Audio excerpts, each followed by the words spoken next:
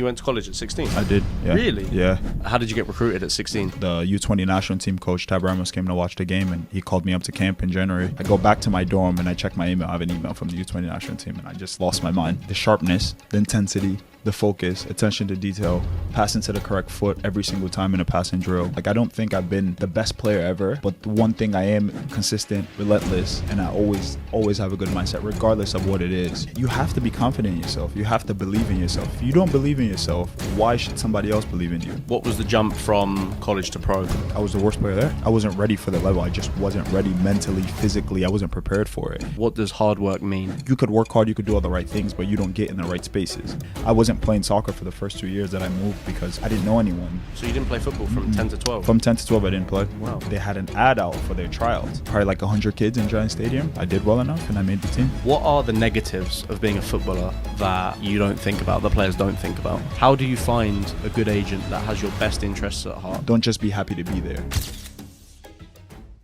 Hello everyone and welcome to the Select Generation podcast.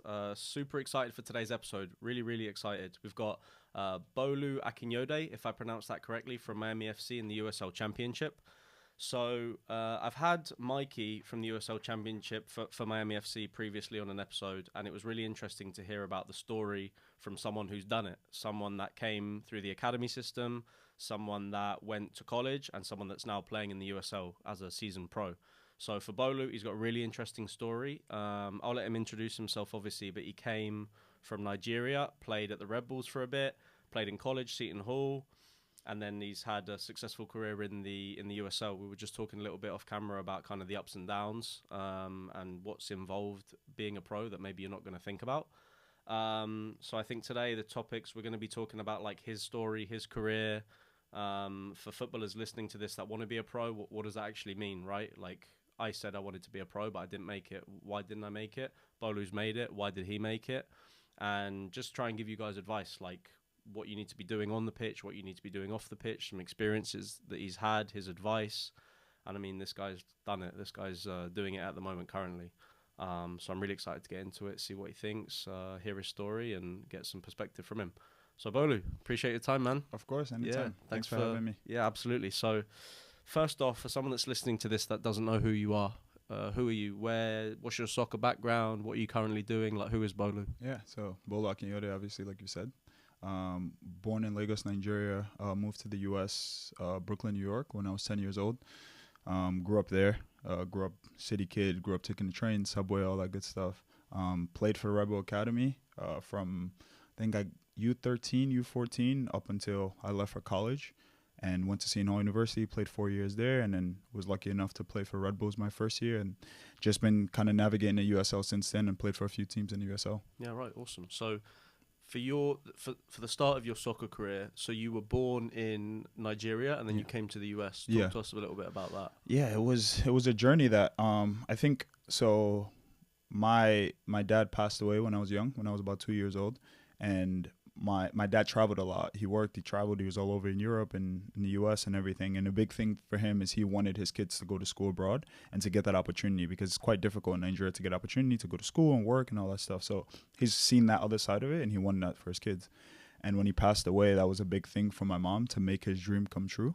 So that's why we wound up relocating. So basically when he passed away, and like my mom kind of got her bearings, her next thing was like, okay, I need to get my kids over there so they can have the opportunity. The younger, the better, so they can fit into the U.S. system. So that's why we moved. Yeah, right. So so when did you move? When you were how old? I was 10. You were 10. Mm-hmm. So you grew up, the first thing you were doing in Nigeria was playing football, yeah, I assume. Yeah. So how, for someone that's listening to this, like, that has no idea about Nigeria soccer, the culture, what's soccer like in Nigeria? Honestly, it's a religion. I'll say that. It's so ingrained in the culture. Like, everywhere you go, everyone plays. Like, when you're a kid in school, you get friends by being good at soccer, if that makes sense, you know? So it's so ingrained into the culture, and everyone played growing up. Is obviously everyone wants to make it, everyone wants to be a pro, and that's kind of the way out. And that's kind of the way out of poverty. So everyone played, like we always played. I think my older brother was always kind of like the driving force. He's the one that always pushed it. So we started playing on a team like I think a couple years before we moved there. I was obviously younger, and I was just kind of following him. And whenever he played, I would just go along and play with him. We would get kids from our neighborhood, go outside, play barefoot, like all that stuff. I was going to ask you about the facilities. Like, Yeah. were you in a structured league? Were you going to the gym? Was there like nice grass pitches? No. Everything was, we would play. We would just literally get our friends from the neighborhood and after school play soccer all day outside barefoot. Would put the rocks in front of the goal. Sometimes like use the gate as the goal.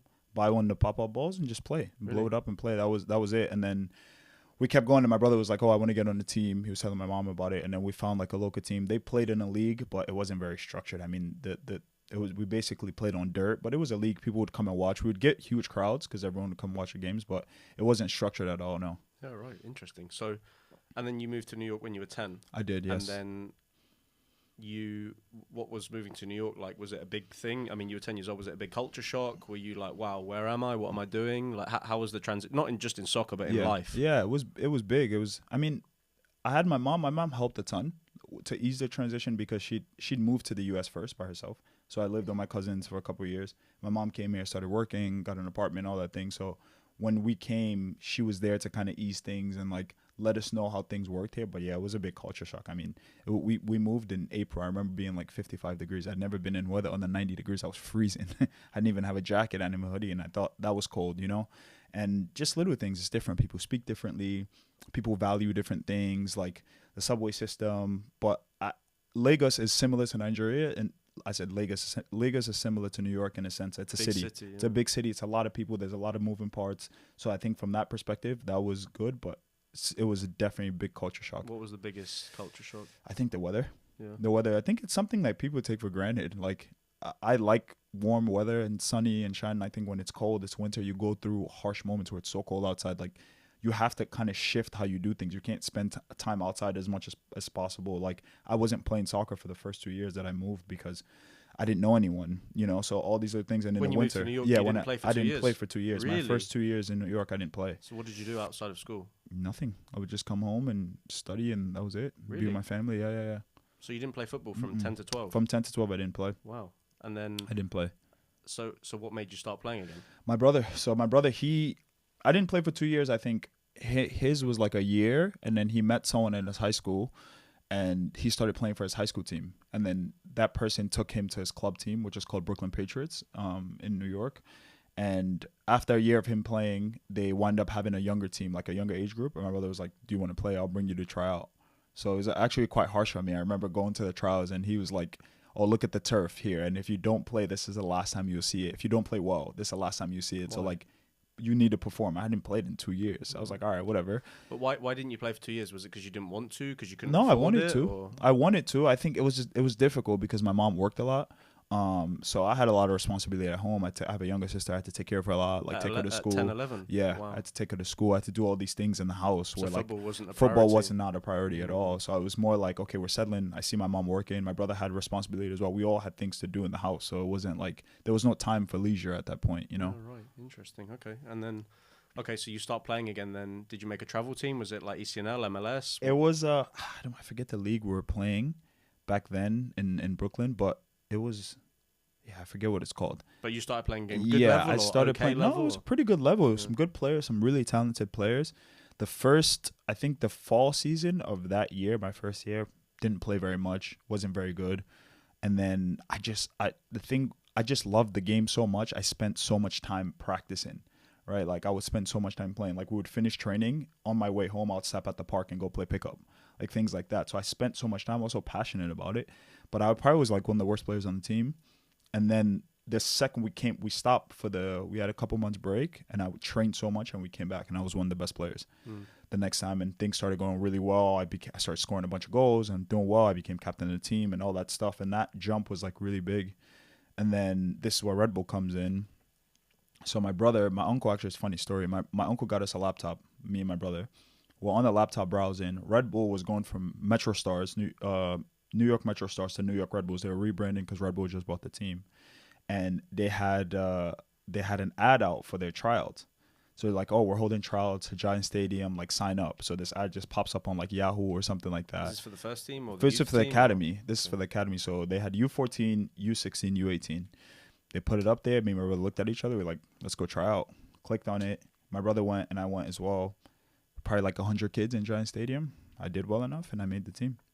That's how it was. That's how for I you got to the signed. academy, yeah. That was at U14 or 16. U14. I was probably like, what, 13 at the time? Yeah. Yeah. And you strike me someone who, like, obviously you're big, you're strong, you're physical. Were Yeah. you like that throughout your whole career? Were you always the biggest, I was fastest always one? very tall. I was very lanky Yeah. when I was young. It took me a bit to like fill into my body, but I was always very lanky, slow, Yeah. kind of wiry. Like Yeah.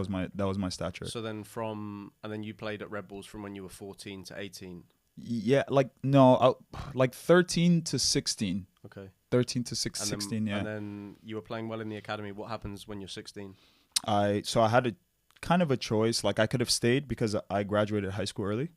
So I could have either stayed with the academy, I could play 2 more years with the academy and then see if they maybe could offer me a contract because I started training with the reserves a little bit at the end, or go to college because I had an offer because I graduated high school already. So you graduated high school at 16? I did. Really? Mhm. And you went to college at 16? I did. Yeah. Really? Yeah. Wow, how was that?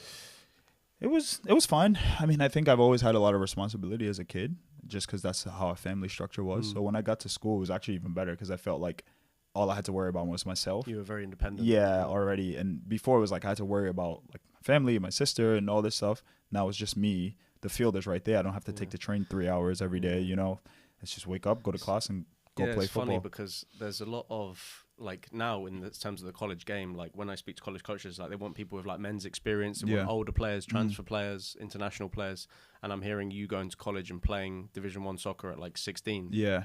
Like, how did you get recruited at 16? I was the age group I was with. They were all older than me because I was in the same like grade as them. Oh, in but school, you were playing up. But I was playing up. Okay. But I was with that grade, and yeah, it was college showcases and stuff, and like it was Red Bull, so everybody was always watching us. And I think like the bigger schools were definitely hesitant on me because there were older players that were getting recruited in my year, and they were like, oh, I'd rather go with him than a 16-year-old. But Seton Hall took a chance on me, and I don't think they thought I was going to play very much. Like my academy coach was like, what are you doing? Like, don't go to school. You need to stay, like keep playing, get bigger, get stronger. And I was like, I think I'll be all right.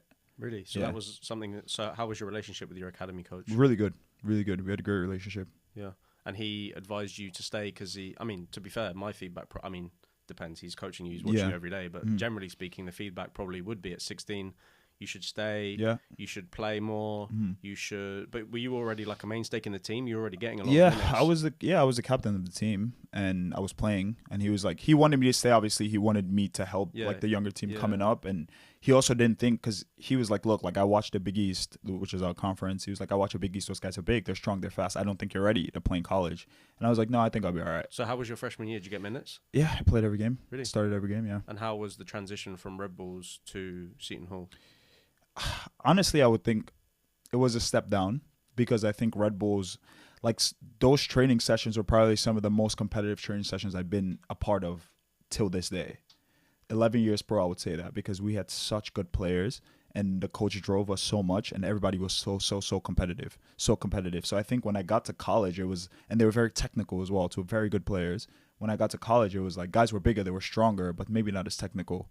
You know what I'm saying? So I think it was probably easier for me, you know? I think like in the gym it was harder, like fitness it was harder, but like on the field stuff, I thought it definitely was easier because Red Bull prepared me so well. Interesting. So why did you go to Red Bull and not get a pro offer? Like if your coach wants you to stay, why didn't they say, hey, guys, we need to keep Bolu? Like why don't we offer him a pro? Do you know why, or why didn't they? I think they just had a lot of talent. They had a lot of talent around, and I think back then it wasn't, offering homegrown contracts wasn't like as easy as it is now. I think a lot of the kids now coming from academy because of MLS homegrown, Pro, yeah. So back then it was very, very different. Like opportunities didn't come that easily for them to give contract. I think they'd only signed one guy ever. Like the first ever homegrown was a guy that was like a couple years older than me, and they did that like a year before me. So I don't think it was something like very stable. Back then the MLS wasn't as stable as it is now. So you're playing at Seton Hall, and then what happens January of your freshman year? So my freshman year, I had a really good season. We played against Maryland, #1 in the country at the time. I didn't know this at the time, but the U20 national team coach, Tab Ramos, came to watch the game, and he called me up to camp in January to go to U20s. So it was surreal, crazy moment. So the U20 coach for the US national team is watching your game at Maryland. Mm-hmm. Does he come up to you after the game and say what's up? Does he No. text your coach? Like, how does he find you? He just watched the game, I guess. I don't know. Honestly, I got it. I remember we finished the season. So we played Maryland in the middle of the year. So it wasn't like we played Maryland and it happened. We finished the season. We go through the season. And then after the season, my head coach was talking. He was like, oh, one of our players, we're so proud of him. He's getting called up to U20 national team. So everyone's looking around like, oh, I think it's you. And I'm like, no chance. And so we're like bantering and stuff. I go back to my dorm and I check my email. I have an email from the U20 national team, and I just lost my mind. I was so excited. How was it like getting that email? Oh, probably one of the best moments. What did the email say? Was it like big, long, structured, or was it just like, hey, Bolu, call me? I just saw the subject, and the subject said US U20 men's national team camp invitation, and I literally like threw my computer and just like sprinted down the hallway. I was so happy. Yeah. I was so excited. And I clicked on it, and they were like, oh, like congrats, you've been invited. These are the details of this. Like call us to like schedule everything. So and you are probably 16, 17. I was 16, 17. A freshman in college, not a big school like Seton Hall. Obviously, it's a well-respected program. Mm-hmm. I'm not saying that, but not like ACC, No. massive school. No. Were you surprised? Were you doubting yourself? Were you confident? Like how were you feeling about that? I mean, I've always been a pretty confident person. I was definitely confident going in because I knew like a lot of those kids, I've heard of them because obviously they're around my age, and like they played for MLS academies, and some of them were playing in Europe at the time. I was confident in my abilities. Like I thought I would go in. I was definitely like this feeling of like excitement / nervousness going into it, but I was confident. I thought I would do well. And then you get the email. How long was the camp? Was it the next day? Was it the next week? No, the camp was probably like, it took like 3 weeks or something like that. So and how was the camp? Like when you went there, arrived first day? Yeah, first day was, I remember showing up and like all these kids so a lot of those kids, they'd known each other. They've played like U16 national team, U18, like they've done those cycles together. And I was kind of like one of the outcasts. Like I didn't know anyone. This was my first camp. So I was a bit nervous. Like I didn't know anyone. No one knew me because like I was kind of like a no name at the time. Yeah. So I was nervous, but the first day, once the first ball is kicked, it's football, right? Like, and you start seeing like little deficiencies in other players as well too. You're like, oh, okay, maybe I'm all right. I'll be fine. And did you feel like you were one of the better players there, or you were at the bottom, or how did you feel? I thought I had a good camp. I wouldn't say I was one of the best, but I thought I held my own. I definitely wasn't like on the lower end, but I thought I played well. I had a good showing for myself. What are the differences between the players in that environment and the players at college? Like from your Seton Hall team, were you thinking, oh, this training session is exactly what we do throughout the full season? Were you thinking, wow, like I'm not used to this level? Like how was the difference in kind of environment level? No, it's a big difference. I think a lot of those guys were pro. I think I was the only college kid. The sharpness, the intensity, the focus, attention to detail, passing to the correct foot every single time in a passing drill. The weight of the pass, right? Like communication to your teammates, right? Like all these little things were on every single moment of the session. You know what I'm saying? Versus college where it's like maybe one guy does it, but not the entire group, right? And these are kids that they've been the best in their respectful like academy teams, whatever it is. So they're coming in with that like confidence, right? They strike the ball really well and everyone's really, really confident in what they do and they're focused and the intensity's up every moment. It wasn't like that in college. So how did you deal with that? Were you mentally prepared going into the camp? Because I'm trying to think like for a player that's going from college, like training with, I mean, you've probably got 30 guys on the roster. You've got obviously the starters and their top players, but then you've got some guys that are rotational players, squad players. You go to a national camp, it's like everyone's top. Everyone's a baller. Yeah. So like mentally, and then I don't know, like you go to the first session, you like have a bad first touch, you're like, fuck, I gotta fix it. Yeah. And then you're like passing to the wrong foot, and they're like, hey Bolu, like come on, and they're probably doubting you because you're the college guy. For sure. So like mentally, how was it? I think Red Bull prepared me so well for it. True. And I think like it took me a little bit, but I could switch back into that because I had that experience coming in, being a Red Bull, being around the best players. Because a lot of the kids from Red Bull were national team players, you know, like whether it's U14, U16, whatever the case may be. So I think I was able to switch. It definitely took me like, I would say like the first couple of sessions, but I prepared myself really well for the camp. Like I was really fit. I trained really well. I made sure I was sharp, right? And I got a call from my academy coach right before the camp, and I never forgot what he said to me. He was like, don't just be happy to be there, right? Like, don't go to camp and be like, oh, I'm here, I'm happy, I'm content. He's like, no, go in there and drive it and push it and be the guy that you are, right? Like, don't be in your shell because this might be your only chance, you know. And that was the only camp I got called up to, but I'm happy with what I did there, right? I wasn't timid, I was myself, and yeah, I had a good showing for myself.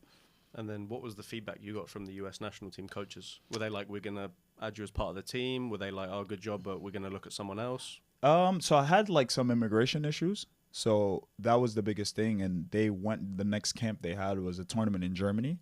And I couldn't go, basically. And that was just my story right there. That?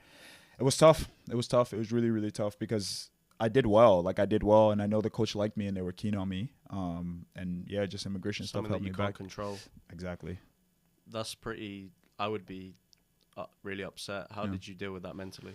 I just keep going. I think the biggest thing is I proved to myself that I can play at that level, and I think that was the biggest nugget that kept me going. Because like, okay, I can do it. Right, I proved to myself I can do it. They obviously fancy me and like me, so there's something there. You just got to keep working at it, and another break will come, you know. Interesting. For you to have that mindset at 17 is pretty mature, because a lot of players would probably crumble in that. They'd be like placing a lot of blame. Yeah. Like, I could be playing pro for the US national team and I can't go because of this. It's not my fault. Like how am I going to do? And you're just sitting there like, all right, cool. Like, I'm going to take it. I'm going to learn from it. I'm going to go back. Like, yeah. Funny enough, like, I think like I look back because I will reflect on my past a lot, and there was definitely a level of delusion, right? Like, and I think it's necessary. You got to have that. I was just always so like, all right, it'll work out. Like, that was always like, I was so ingrained in that. Even when there was no like path or like nothing didn't look clear, I was like, oh yeah, I'm gonna be a pro. Like, I'll be all right. How important do you think your mindset has been in your career? Massive. I think that's what made me a pro. Like, I don't think I've been the best player ever. I don't think, but one thing, I am consistent, relentless, and I always have a good mindset regardless of what it is. You know what I mean? And I think it's such a big part of the game because everything's mental. I've seen really top players struggle because their mind's not right, and I've seen really poor players have amazing career because their mind's right, and they know what they're good at and they know what they're not good at, right, and they know to bring it every single day, and they'll get better and they'll get rewards for it. So you're at a youth national team camp as a college player, and you're looking around the locker room, you're seeing these guys playing in Europe, these guys playing for MLS teams, and you're playing in college. Do you not think, why am I playing college? I should be a pro. Yeah, I mean, that thought I definitely came back to school, and I was like, I was sitting in class, I was like, this is terrible. I want to be a pro. Like, I need to be in a locker room and playing. And I think the biggest thing for my family was education, and that's why we came to the U.S. And my mom was always preaching education. I had a scholarship to go to a really good school, and I wanted that moment for her to watch me graduate. And I was like, what's 3 more years down the line if it's meant to be for me to be a pro to happen at the end of it? And I think it was something I just swallowed and pushed to the pride because I was like, look, my mom wants this to happen. This is a big thing for the family. This is the reason why we came here. I still have an opportunity to play soccer. I'm playing D1. I'm playing at a high level. So I looked at those things and I was like, I'll be a pro. Maybe it's just not meant to be now. Did you think about transferring? I did. Right after that camp, I actually was almost going to transfer to Clemson, because my roommate at the time, he had went to Clemson, and his coach came to the camp and liked me, so he wanted me to go in and get a transfer. We're also going through a coaching change as well, so I was like, oh, maybe this is the time. But I don't know. I had good relationships with my teammates. Like, they were really good friends. I was close to home, which is big for me. Like, I was able to take the train home and be home in like an hour and 30 minutes. Clemson was so far, you know what I'm saying? So I was like, nah. Just wound up staying. How was your college soccer experience? Like, did you win a lot? Were you guys a successful team? Were you kind of just going through the motions? Like, how was, in terms of football, your college experience? Not very good. We lost a lot, I think, and that was the most I'd lost because the Red Bull obviously were really good, and we didn't win. Like, we were always the bottom of the Big East. Like, we made the Big East tournament once in 4 years, you know? So it was tough. But I learned a lot, though, in those 4 years. I learned a lot, and I think that also shaped my mentality, because through all of that, being knocked down and everything, and I would always challenge myself when we played the biggest schools, like when we played Georgetown's, Notre Dame, UConn. I wanted to be the best player on the pitch, and I wanted to prove to myself that I was good. And there was like a running joke in college. All my teammates would always say like, oh, Bolu, you don't think anyone's good? Because there'll be this guy like getting midfielder of the year or for Big East or whatever. I'd be like, oh, it's not that good. I'll be better than him when we play against him. That's interesting, because for a lot of players, like, and for a lot of players listening to this, that would be like, oh, I'm scared to say that I want to be the best player. Yeah. I'm scared to say he shouldn't be the best player because of what my friends are going to think. They're going to Right. think I'm arrogant. They're going Mhm. to think I have a big ego. Yeah. And for a lot of players, they probably think that, but they're scared to say it. Or maybe they don't think that because they think, oh, okay, he won the award, so he's Right. better than me. Right. What do you think about that? I think at the end of the day, you have to be confident in yourself. You have to believe in yourself. If you don't believe in yourself, why should somebody else believe in you? Right? And that's what I always thought. But I think you can't just believe in yourself blindly. You have to work at it. Right? And I've been someone that's always worked at my craft, and that confidence comes from the work. You know, if I'm not working, if I'm not putting in the work, if I'm not putting in the effort, I'm not going to say what I said. So I think that's always been my correlation. It's like, be confident, but I need to see it as well, right? Like, your words need to match your action every single day. And that's something I hold true to myself. Yeah. In college, were you partying a lot? Were you off the field in the spring? Were you reckless, or were you just locked in on soccer? It was a mixture of both, I think. Like, I definitely enjoyed myself in college, but I definitely, like, soccer was definitely my priority. Like, that's what came first. And I never let the off the field stuff ever intertwine with the soccer stuff. So when you talk about like working hard and being focused, like, I could say to you, I work really hard and I wake up at 11 o'clock. I go to the gym for 30 minutes. I Right. play video games. And I think that's working hard. Right. I might tell you I'm working hard and I run a marathon, but I don't do any technical work. Right. I might tell you I run hard, but I just go to the gym and do bench press and I Yeah. don't do plyos. For you as a pro footballer, you've obviously worked very hard to get to where you are. Right. What does hard work mean? Hard work means first understanding yourself as a player, as a person, understanding what you need, your needs. I think the internal stuff has to be done. Like, you have to be able to look at yourself as not yourself and just another player, right? And you go, okay, what are my deficiencies, right? What are my weaknesses? What are my strengths? How do I make my strengths stronger? How do I make my weaknesses stronger, sorry. So I think that was always the biggest thing. Like, everything I did was internal. Like, I've never looked at other people and go, oh, he's really good. He does this. I want to do the same thing. But that might not work for me, right? So what are the things that separate me, that makes Bolu better? I'm good at tackling. I'm good at passing. I'm not the quickest, right? So I go, okay, I need to read the game well. My positioning, my body positioning, how is that?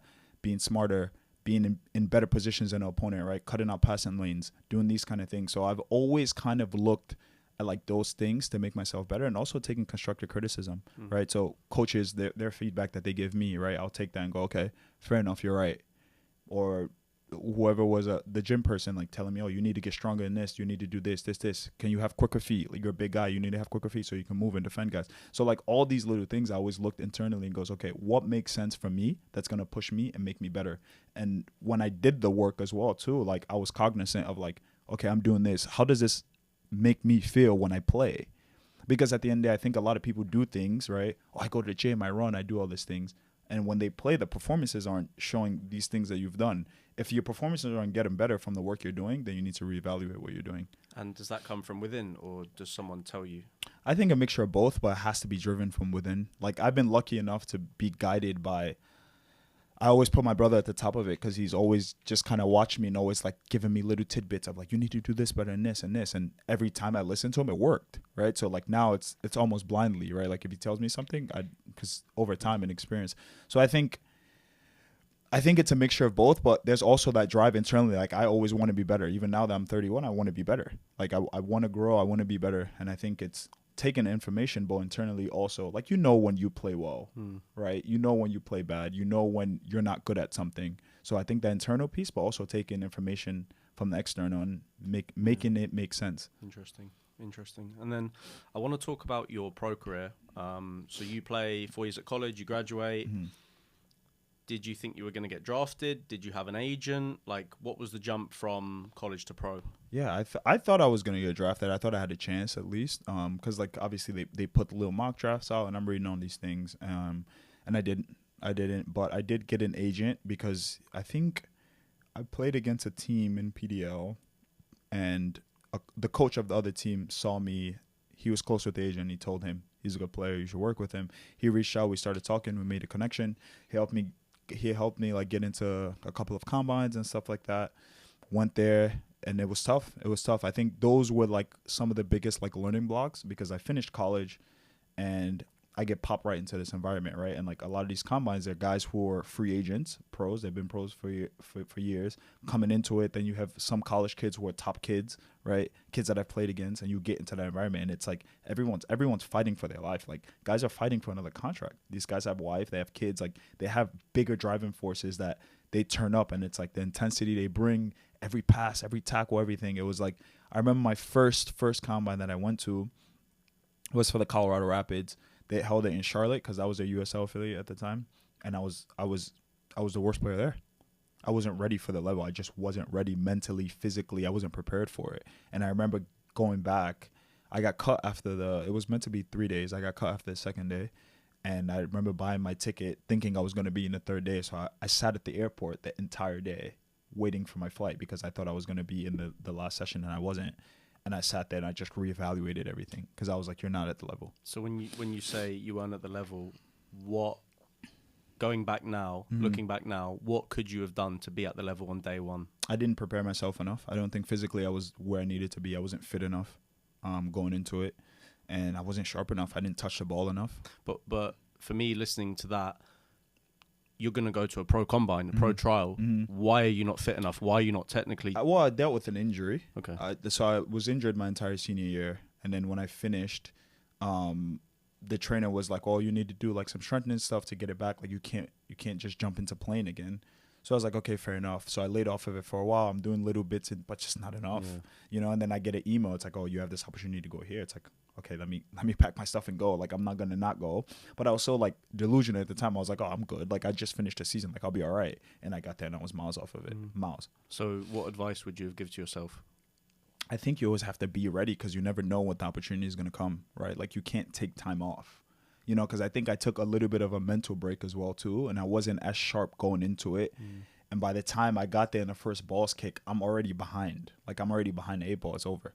So you failed at that combine. Did you then go to another combine? Or I did. You, what? So after that one, I went back to school and I was like bang on it, training twice a day, everything, sharp, gym, whatever it took.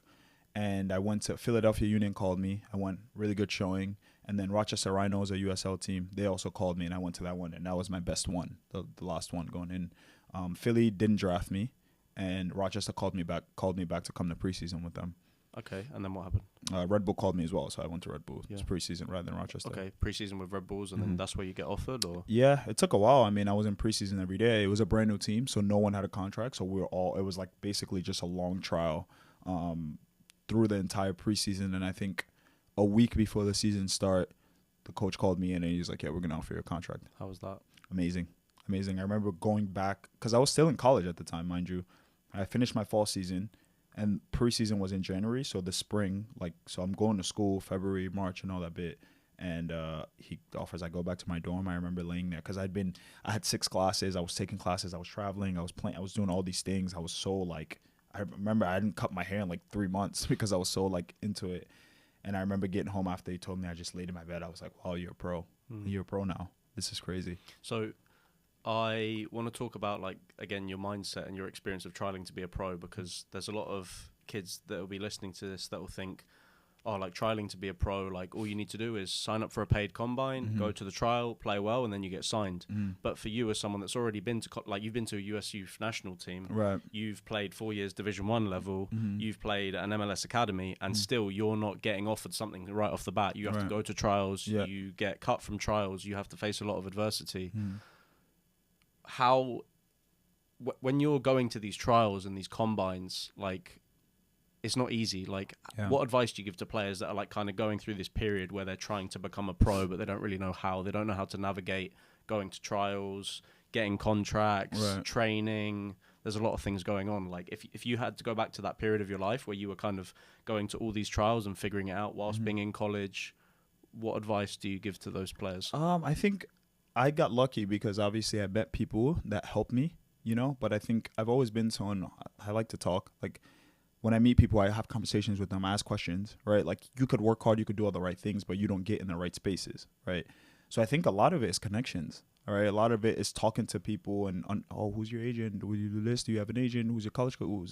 So I think all these conversations that brewed up during that period got me this person's contact and that person's contact. And I remember the last trial I went, I knew like 5-6 people from other people that I've spoken to, you know what I mean? So I think that helps as well too. It's like as you're going through these bits, like don't forget the human aspect of it too. Like, yeah, you're a footballer, you're playing, but build connections, like have conversations, like be approachable, right? Like when you talk to people forget that layer of like, okay, I'm also a person, and you have to be likable to get into doors. Yeah, I couldn't agree more. I think networking is a big thing in football, and I didn't really understand networking until recently, because before, like even in your working life, like I remember in college going to these like networking events, and you think, oh great, I've got like my notepad and my pen, I'm gonna go and network, I'm gonna go and talk to all these people. Like you have no value to give to those people. 100%. Like you have nothing to give them. They're like standing there at these conferences, or I don't know, just in life in general, like. If you want to network, you need to give value to someone, 100%. right? You need to be likable. You need to have a smile on your face. You need to you need to be curious, ask questions, right? Like people reach out to me all the time and they're like, oh, hey Sam, can you get like this for me? I'm like, who are you? I don't even know who you are. Like, have you got a video, or like what are you like? What's your story? And then there's people that are like, hey Sam, I listened to your podcast. That was really cool. That was awesome. Or I saw your playing career.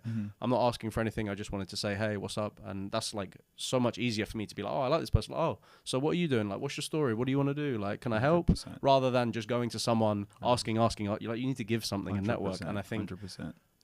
I was really good in my playing career at networking in the teams that I was a part of, because I was always like having jokes with people in the locker room.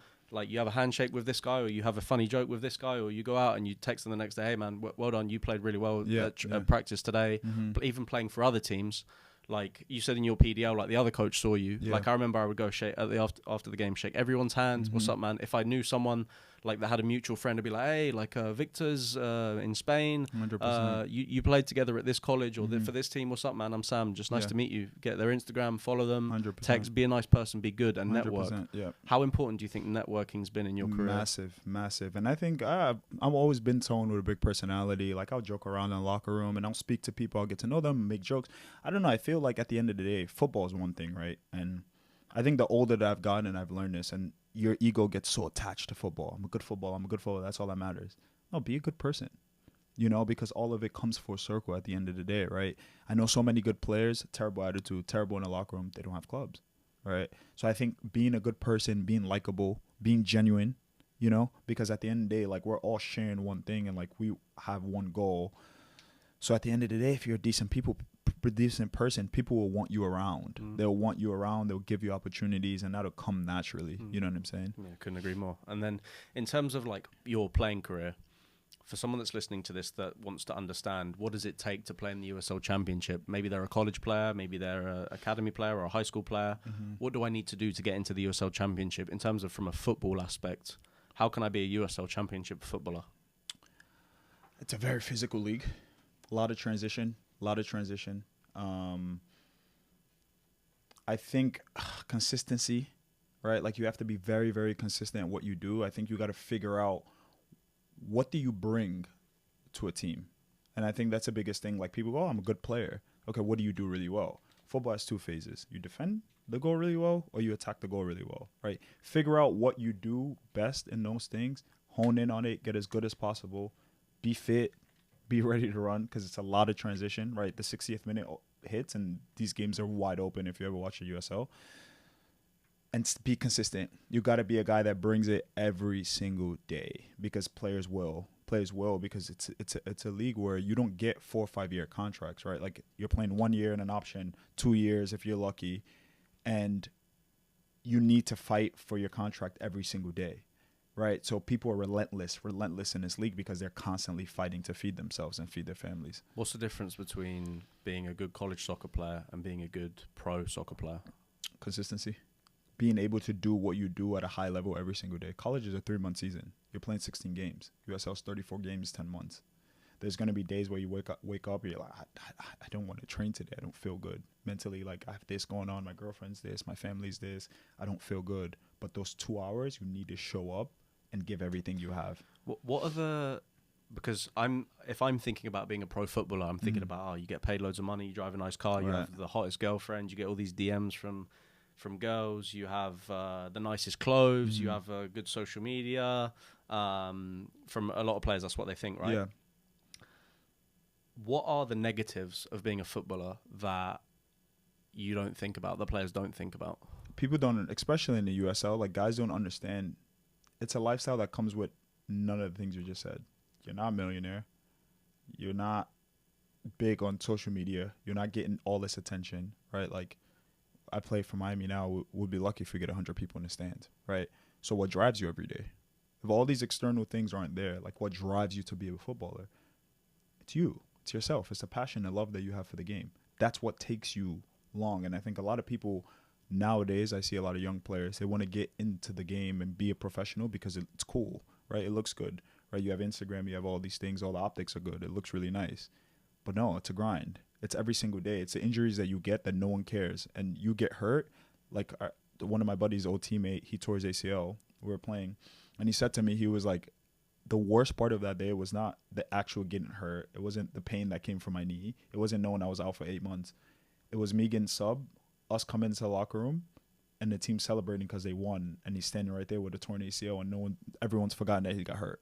Right. So like those moments, like people don't realize the harsh reality that comes with it and how difficult it is. And like there's a lot of times you work every single day for 7 days to maybe enjoy 20 minutes in the locker room after a win if you played. And if you won. If you won and if you played in a game and if you played well. You understand like the percentages of how small that is, right? How much you work. You work for 10 months. Some guys don't make the playoffs. Some guys play 10 games.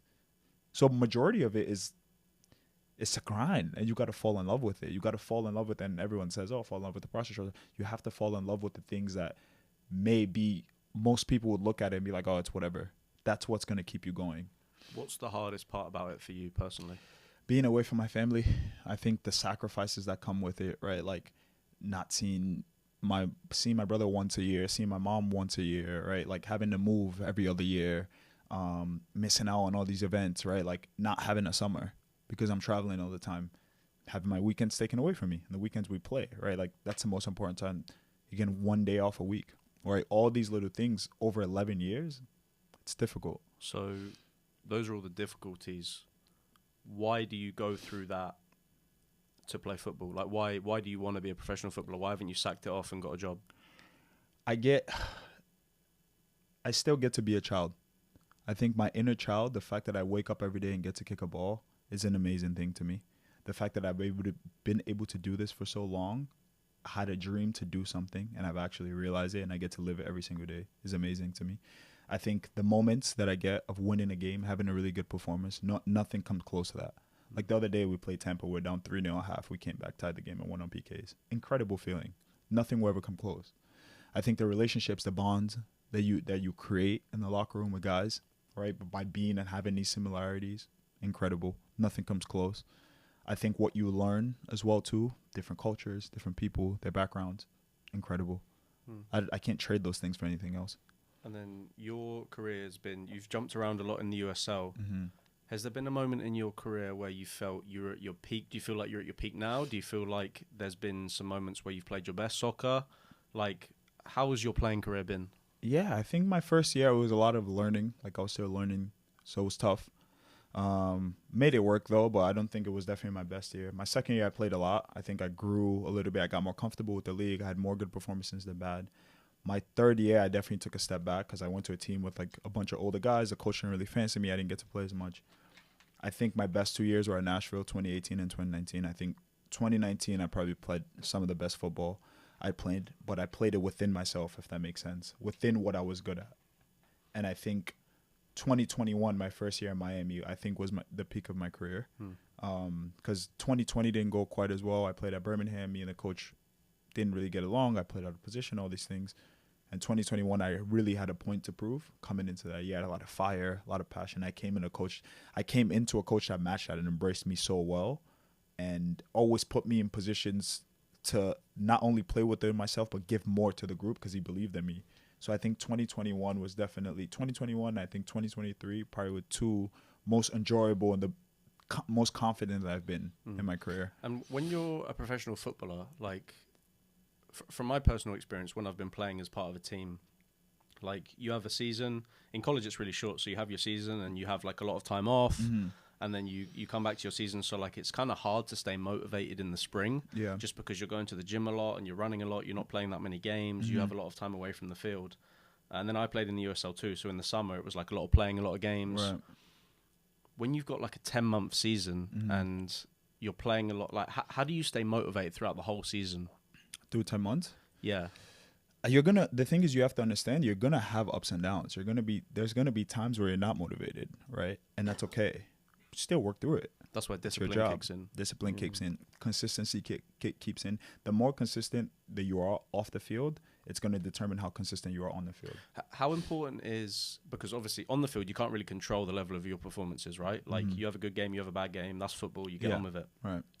What can you control off the field? Like if I want to be a pro footballer, what do I need to do that I'm not doing? Yeah. What makes pros off the field? Like and I know obviously hard work, discipline, but like specifically, like what are you doing in the gym? What are you eating? Like how do I copy that so I can give myself the best chance of being a pro? Yeah, for sure. Diet, knowing your body. I think diet's a big thing, because I think diet links with your emotions, right? It links with your mind.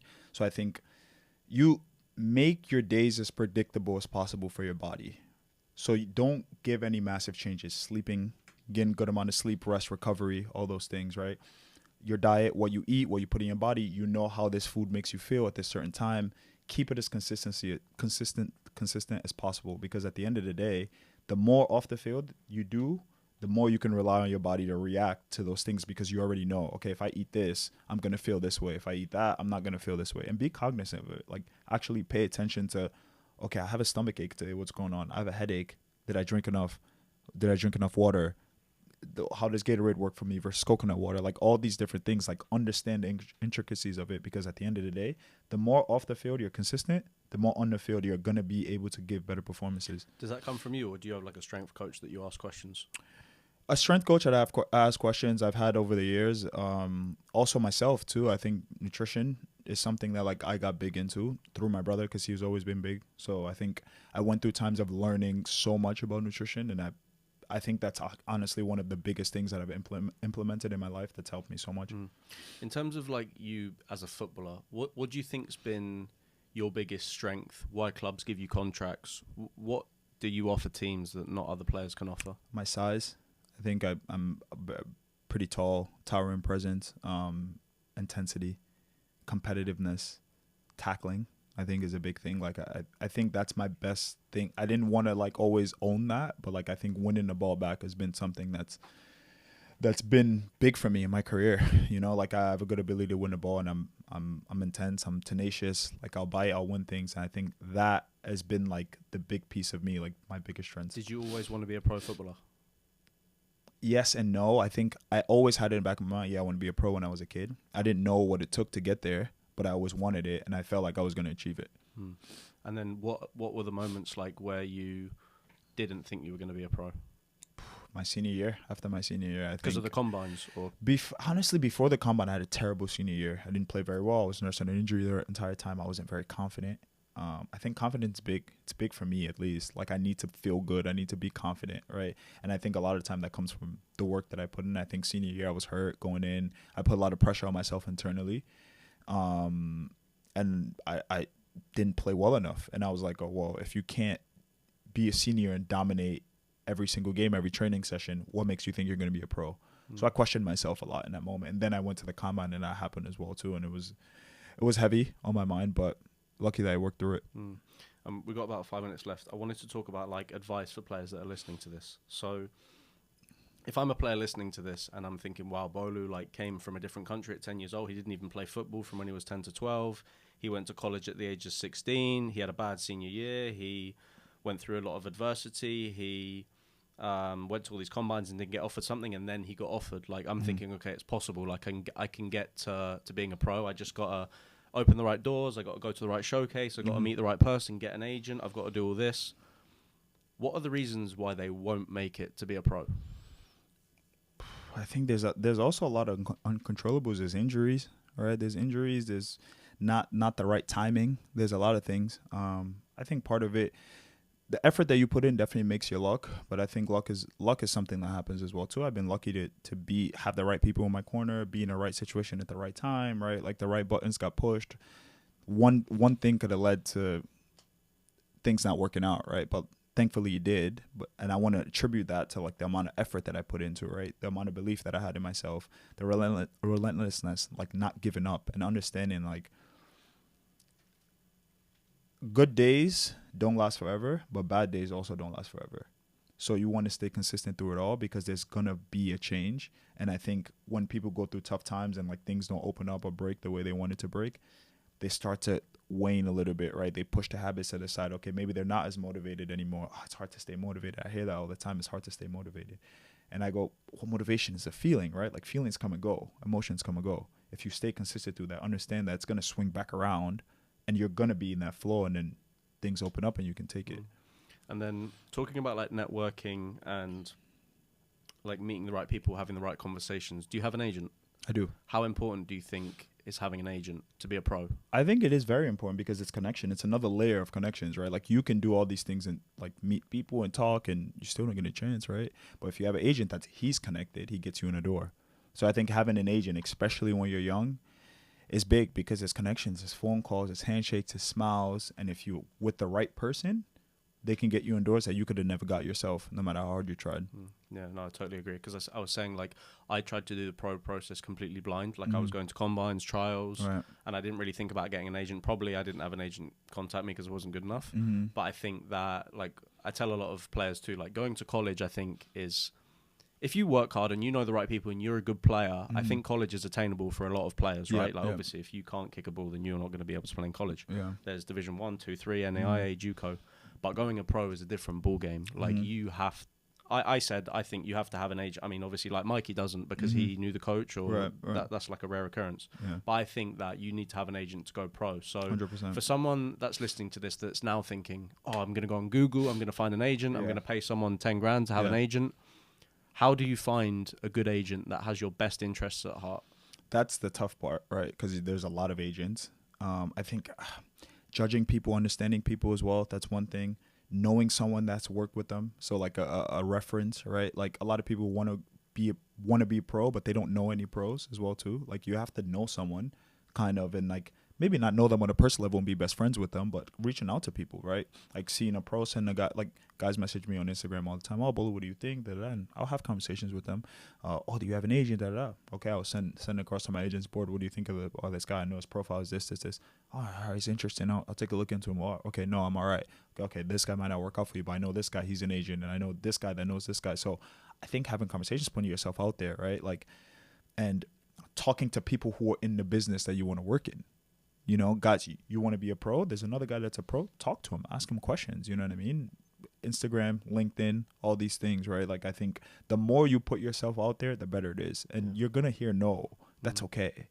You know, you need one yes that might open all the doors that you need. Good. Great advice. Good. And then what's next for you? Like, are you thinking about the end of your playing career? Are you thinking you're going to do another 10 years? You trying to become a coach? Like, in terms of your Bolu's career, what's next for you? Yeah, I definitely think towards the end of it now. I mean, I'm 31 in a couple of years. It's been a long journey. I want to be a coach when I'm done, just because I know how much coaches play into people's not only career but their lives and how they can help them. And I think I've had so many coaches help me that I want to help people too, and I want to help the next generation. And it's something I'm passionate about. And I think the older I get, the more of a leader I am in locker rooms, the more that becomes something that interests me, and I want to lead a team, and I want to do that. So that's definitely something I'm passionate about. Awesome.